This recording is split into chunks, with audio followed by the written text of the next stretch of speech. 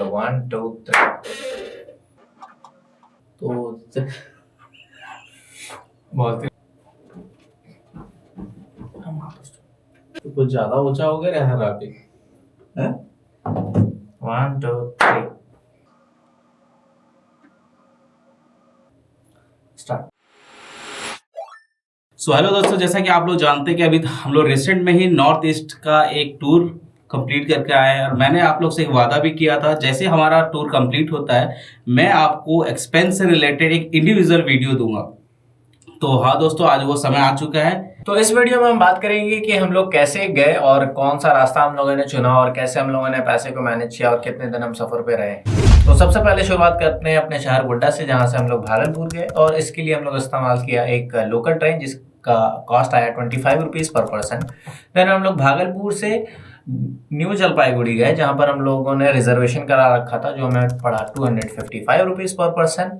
Then हमें जलपाईगुड़ी से आना पड़ा सिल्लीगुड़ी बस स्टॉप, जो कि हमें सिर्फ 20 रुपये पर पर्सन पड़ा, टोटो को देना पड़ा हमें।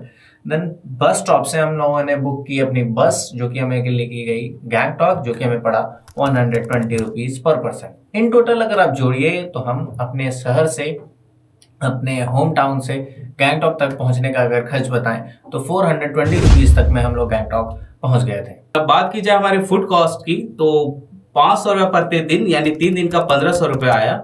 और बात किया जाए हमारा स्टे का, तो वो था 2100 रुपये यानी पर हेड 700 रुपये। तो और भी हम लोगों ने बहुत सारी इंटरेस्टिंग चीज़ की गैंगटॉक में, जैसे कि हम लोग क्लब गए जहाँ पर हम लोगों को 500 पर पर्सन पड़ा।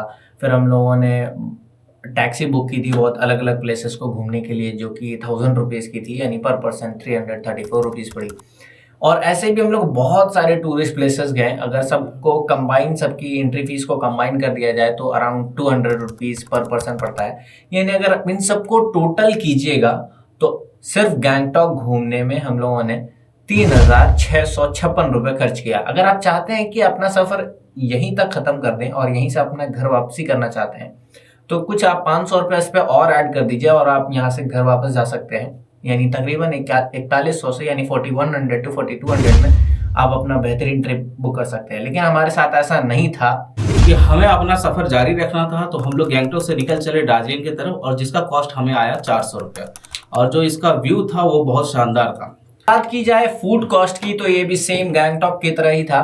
500 रुपये पर डे पड़ रहा था एक आदमी का, यानी 3 दिन का हमको खर्च बैठा 1500 रुपये। अगर बात की जाए हमारे स्टे की, तो यहाँ पर गैंगटॉक से थोड़ी महंगी होटल मिल रही थी हमें, जो कि हम लोगों ने 3 दिन होटल बुक किया तो हमें खर्च आई 2400 रुपये, यानी हर एक पर्सन को 800 रुपये लगा। तो अब तक अगर हम लोग सिर्फ अपना दार्जिलिंग तक का खर्चा जोड़ेंगे तो 2700 रुपये प्रति व्यक्ति खर्च हो चुका है। और उसके बाद हम लोगों ने लोकल साइट सीइंग के लिए एक टैक्सी बुक किया, जिसका कॉस्ट हमें पड़ा 2000 रुपये, यानी प्रति पर्सन 667 रुपया। उसके बाद हम लोगों ने एक एडवेंचरस एक्टिविटी भी किया रोपवे का, जिसका कॉस्ट हमें पड़ा है वन साइड से 160 रुपीज़। तो और भी बहुत सारी जगह हम लोगों ने घूमी, जैसे कि हम लोग बहुत टूरिस्ट प्लेसेस पे गए और बहुत सारे व्यू पॉइंट्स पे गए। इन सब की कंबाइंड एंट्री फीस, यानी सारे फीस को मिलाएंगे तो तकरीबन 100 रुपये आता है। यानी अब तक हम लोग दार्जिलिंग में 3627 रुपये खर्च कर चुके थे। अब हमारा टाइम हो गया था घर जाने का। तकरीबन हम लोग घर से 9 दिन हो गए थे घर से बाहर हुए हुए। अब हम लोग जा रहे थे घर वापस।